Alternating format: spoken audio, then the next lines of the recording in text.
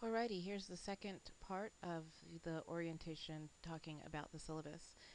We talked about the overall scoring. Your essay is worth 30%. You'll have a rubric on how that works. Your discussions are worth 30%.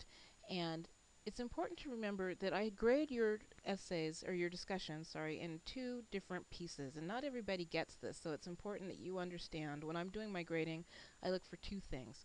First, I'm looking for the quality of the writing. Have you written well? Have you written something interesting that is worth reading? Does what you've written reflect that you understand what we talked about this week? So that's one piece of it. But the other piece is just some really standard participation pieces.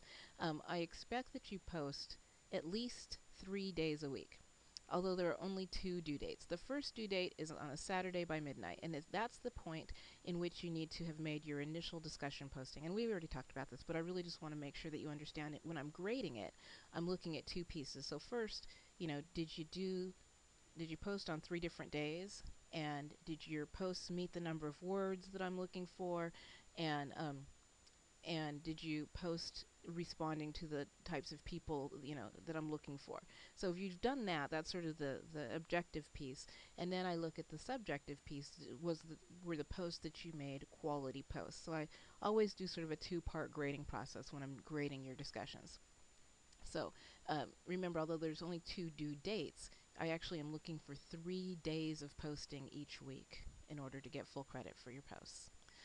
So the quiz scoring, you've got a random variety of questions.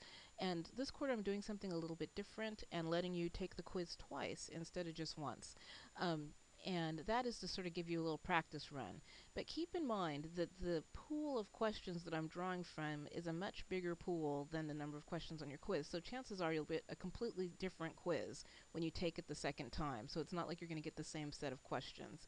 So although it's a practice quiz, the next time you take it, it could actually be harder. So you don't have to take it twice, but know that if the first time you take it, and if you do really terribly, you can take it again. You will get the highest grade. So if you do better on the first quiz than on the second one, you won't be penalized for doing worse the second time.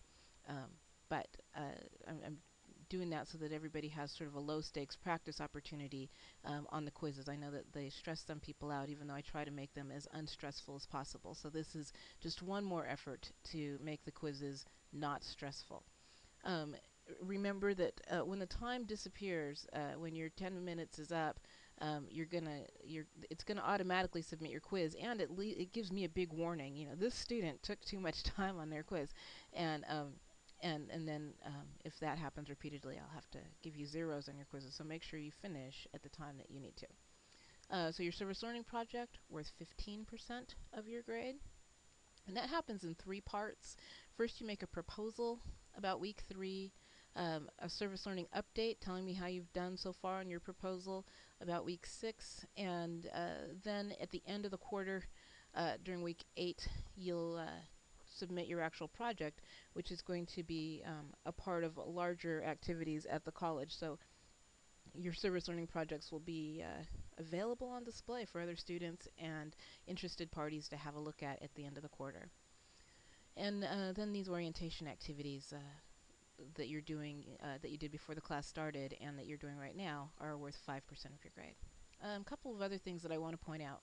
It's really important that you keep your contact information up to date. If my emails don't get through to you, you're going to have a hard time keeping up with the class. So it's really important that you get the email that I'm sending you. Late passes. This is a way to get a little bit of extra time when you need it. I know that life can get in the way of study, and sometimes you just need an extra day or two to finish the assignment. If you request a late pass, and it must be requested before the assignment is due, 1 minute after the assignment is due, it's too late, you won't get one. But if you request it before an assignment is due, you can get an extra 4 days to do your assignment. So you get 3 of these late passes during the quarter, and I encourage you to use them wisely. But do use them, because there's no point in not using them. You don't get any extra credit at the end of the quarter if you get through the whole quarter and don't use your late passes. So I encourage you to do that, and I'll continue talking about this in the final section on the syllabus.